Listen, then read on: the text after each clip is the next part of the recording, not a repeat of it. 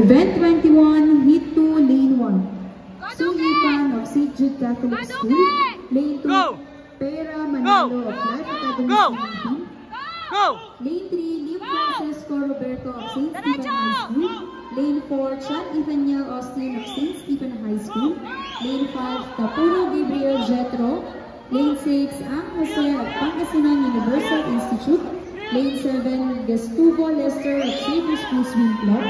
Lane 8, Alanuevo Leon Gray of St. Mary Angels College. Lane 9, Shuat Du of Philippine Cultural College. And Lane 10, Oren Fever of St. Jude Catholic School. Go, Duke!